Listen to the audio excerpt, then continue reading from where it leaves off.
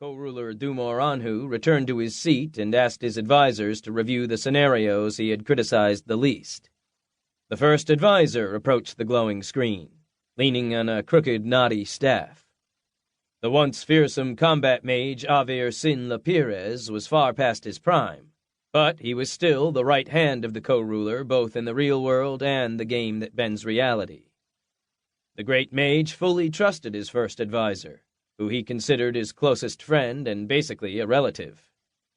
Dumor Anhu Lefin's only daughter, the unearthly beauty Princess Onesarati, had been married to Avir Sin's grandson, but they both perished in a terror attack orchestrated by enemy mages.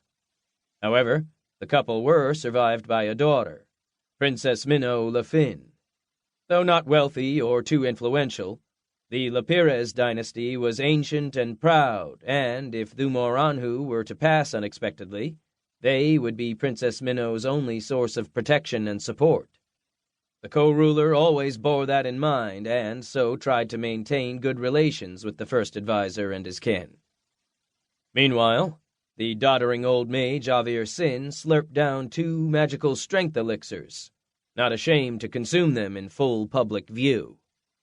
After that, he set his heavy staff aside. The old man was not accustomed to newfangled anti-grav helper drones, so, as in days of yore, he picked up a remote control and a laser pointer. Of the plans elaborated by my colleagues, just 2 warrant further consideration. The first, try another blitz through the muck of the swamp hexagon.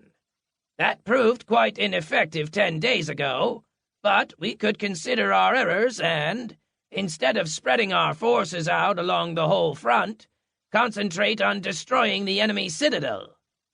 Our 3,500 soldiers will surely be enough to overcome the enemy's staggered defenses and occupy the oil-rich territory. "Stop right there," said the great mage, interrupting his ancient friend and advisor.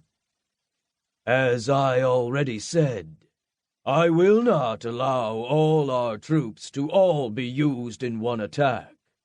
It is unthinkable and crosses all bounds of reasonable risk, giving our enemy a chance to score cheap points.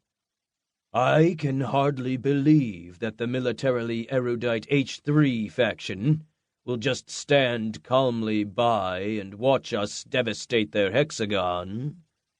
More likely, they will take advantage of our unguarded borders and mount a counterattack."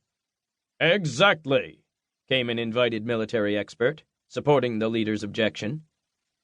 "As soon as we start trying to erect pontoons, the enemy will rain fire on us. Our armor will be destroyed or get stuck in the mud like last time. And while thousands of our players trudge from landmark to landmark through waist-deep muck, struggling to keep their weapons clean, the enemy will burst into the grain or capital hexagon and destroy infrastructure we cannot afford to lose. Last time, they were able to do just as much damage with one lone raiding party as we did with our whole assault. But this time, the enemy has hundreds of galloping centaurs at their beck and call and many raiding groups. Sure, we may capture the swamp hexagon, but it will come at the cost of our most productive and developed lands. And then our faction's position will be truly hopeless." "The most we can allocate to any assault without risking disaster is 2,300 soldiers," said Dumor Anhu Lefin, setting a concrete limit. The advisors then got back to thinking. For a long time, no one said anything. They were all too immersed in calculations and studying the lines of fate. Finally, the prolonged silence was broken by the youngest advisor, Mage Diviner Makpeyu Unroy. "With an assault force of that size, the likelihood of capturing the grain hexagon is just 18%. Given that is the most promising vector of attack, the enemy will be expecting us there. So, I'm sure that not only will their previous fortifications be rebuilt, they will also have new lines of defense, firing points, and minefields. There is more than an 80% chance."